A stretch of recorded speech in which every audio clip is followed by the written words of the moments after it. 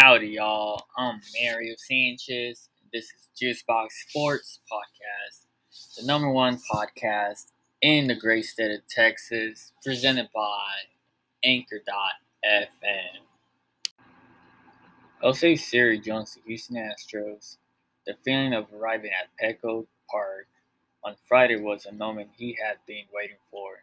Siri spent 8 seasons in the minors after being signed to a minor league contract by the Reds in 2012. Also spending time in the Giants and Mariners developmental systems, but he had yet to join a big league roster. That moment finally came on Thursday when Siri was told he would be moving up from AAA Sugarland to join the Houston Astros on Friday. "I feel proud of myself," Siri said through an interpreter. I know I know how much I have fought to get here. I just feel proud of myself for everything that I've gone through. To be able to get to this point, Siri said the first people he called were his mom and dad, both of whom were proud of their son for getting his call to the majors. He said arriving at Petco Park was unbelievable feeling. The first thing I thought was, you gotta see it to believe it. I'm in the show, Siri said, but Siri's parents weren't the only ones who were able to share the moment with him. He also had the chance to catch up with Padres star Fernando Tatis Jr., who played with Siri during the 2018 and 19 Dominican Winter League.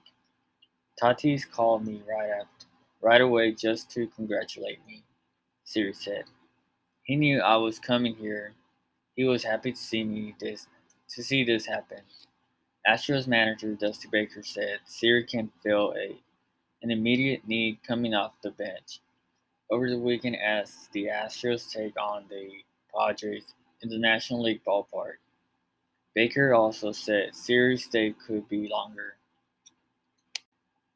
Cincinnati police have filed a warrant arrest against a man accused of stealing $150,000 worth of jewelry, including a World Series ring from Reds infielder Mike Moustakas. According to the court documents, Casey Zhang, 23-year-old, took Moustakas' World Series ring and ALCS ring, among other pieces of jewelry, last week without his consent. A warrant has been issued for Zhang's arrest on a theft charge. It's unclear where it took place, but the address listed in the complaint is at the banks. Moustakas won the ring in 2015 World Series while playing with the Kansas City Royals. After the Royals, Moustakas went to play for the Milwaukee Brewers before becoming a free agent. The Reds signed Moustakas to a 4-year, $64 million contract in 2019, keeping Moustakas with the Reds through the 2023 season. It was the largest free agent contract in club history. More on to Trevor Bauer's case. Major League Baseball has extended Trevor Bauer's administrative leave an 8th time for an additional week. A league official told ESPN Alden Gonzalez. The league now runs through September 10. The Los Angeles Dodgers pitcher has been accused of sexual assault by a woman who has said Bauer choked her unconsciously multiple times, sodomized her without consent, and punched her all over her body over the course of 2 sexual intercourses at his Pasadena, California home on April 22 and May 16, leaving her with 2 injuries that prompted medical attention. The Pasadena Police Department has concluded in its investigation into the assault allegations and turned the case over to the Los Angeles County District Attorney's Office. The District Attorney Office will now decide whether to move forward with the case. The women obtained a temporary restraining order against Trevor Bauer in late June, but last month a Los Angeles Superior Court judge dismissed the woman's request for a permanent restraining order, ruling that Bauer did not pose a continual threat and that her injuries were not the result of anything she didn't verbally consent to during what Bauer's legal team called consensual rough sex. The woman said the encounters were initially consensual, including a request to be choked unconsciously as depicted in messages between her and Bauer, but stated during a lengthy testimony as part of a 4-day hearing that Bauer took it too far. Bauer, who continues to be paid while on administrative leave, hasn't pitched for the Los Angeles Dodgers since June of 2018 and hasn't been around the team since MLB first began the investigation on July 2nd. MLB, which requires consent from the MLB Players Association every time it extends his administrative leave, is not expected to make a decision on potential suspension until after District Attorney's Office decides on possible charges. The 2020 National League Cy Young Award winner with the Cincinnati Reds, Bauer is the highest paid MLB player in 2021, excluding endorsements, with a salary nearing $40 million. On August 14, the Washington Post published a story stating that an Ohio woman accused Bauer of punching and choking her during sex in their 3-year relationship and that she filed a restraining order petition last summer, only to withdraw it 6 weeks later. Bauer's attorney called the woman's allegations categorically false and have firmly denied the more recent assault allegations. On MLB team relevance, September is here, the home stretch, the final month. 4 more weeks of regular season baseball games before the chaos of October takes over our lives. September baseball is a Darth Maul lightsaber, a double-edged sword, if you will. On one hand, there's a tension and dramatic wave of the postseason chase. The who's in and who's out. Will any of the frontrunners capitulate? Is an unexpected team going to make a run? As the remaining games tick away, we watch the scoreboard and hope for four-way ties and total entropy. Unfortunately, all of that usually applies to only a handful of teams. For more than half the league, the eternal springtime hope of opening day has long since rusted away, and the month's final season can feel like watching the credits roll after an underwhelming movie. No Minneapolis fan is serious yearning for one more month of 2021 Twins. Both sides of this coin make September MLB games more a fascinating operation. Some teams are playing for everything. Others are playing now in the stream. Some with the summer heat starting to dissipate and Labor Day around the corner. Let's take a look at the most and least relevant MLB teams in the upcoming final month of the season. Tanking is bad, but picking first is good. Therein lies the conundrum. Despite losing 19 consecutive baseball games, the Orioles have only a 1.5 game lead on Arizona. For the first selection in next year's draft, Pittsburgh trails Texas by 1 game for the third pick. Next year's draft is looking pretty stacked, with some potential generational talents. So how these four dreadful teams perform now down the stretch could make quite a big impact down the road.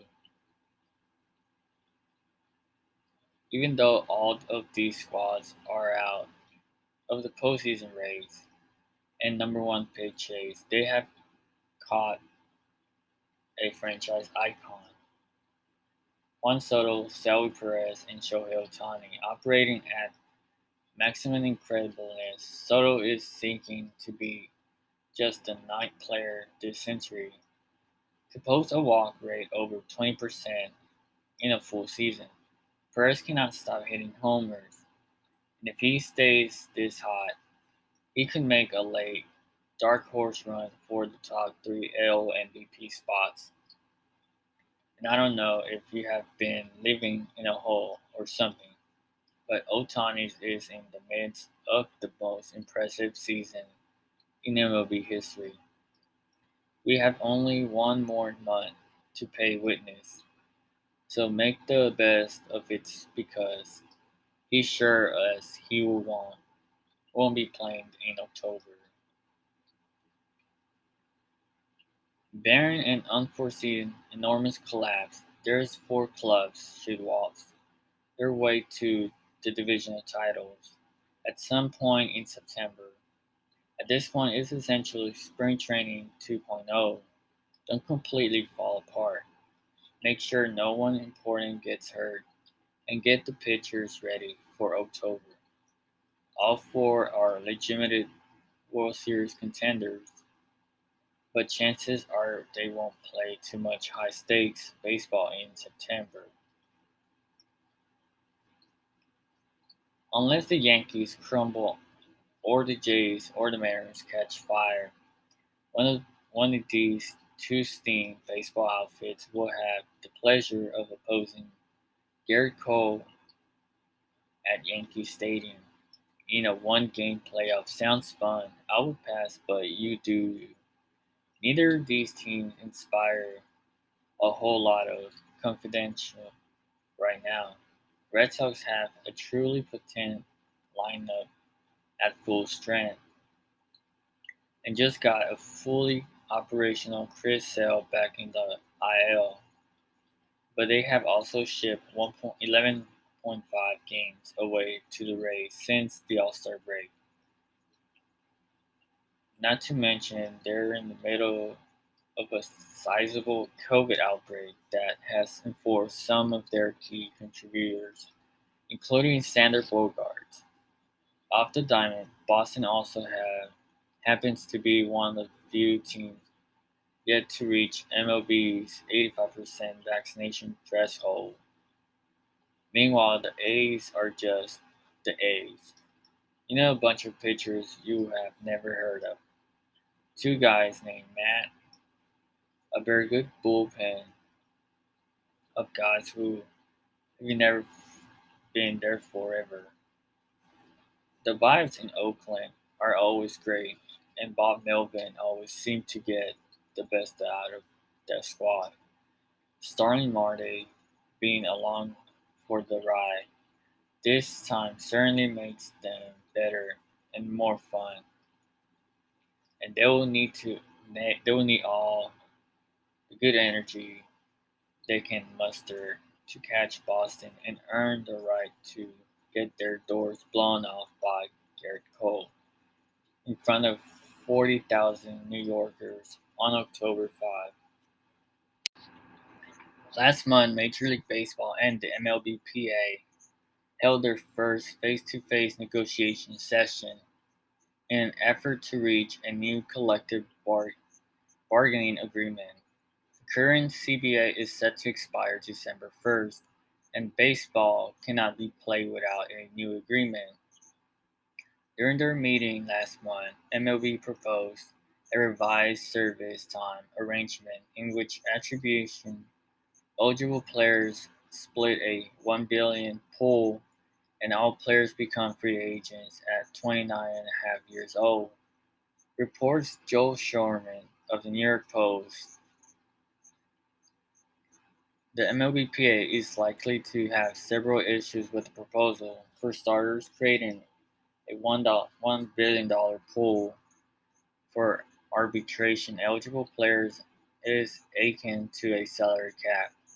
It is a set pool of money that cannot be exceeded, and the union has remained steadfast against any sort of hard cap on players' payroll. over the decades, also setting the free agency at age 29.5 would help some players. Sherman notes Aaron Judge will become a free agent after this offseason under the proposal rather than have to wait until next year, but hurt others. Vladimir Guerrero Jr. will remain under control with the Blue Jays for 10 years before hitting free agency rather than the usual 6. For example, star free agents in their mid-20s like Alex Rodriguez, Bryce Harper are best able to move the salary bar up. MLB's proposal would stifle that growth. The MLB PAs could counter with free agency at age 29.5 or 6 years of service time. Whichever comes first, though that would not combat service time manipulation for very young players like Guerrero. The general rule of thumb is if MLB proposes it, it saves the owners money somehow. And it shouldn't be noted, proposals at this stage are just that, proposals. They aren't a final offer, and there's still plenty of time to negotiate. Last month, it was reported MLB proposed a $100 million salary floor with a drastically low $180 million luxury tax threshold. Thank you for listening to the Juicebox Sports Podcast. This podcast has been brought to you by Raise Energy. Check us out on Instagram at JuiceboxSportsHTX. Till next time.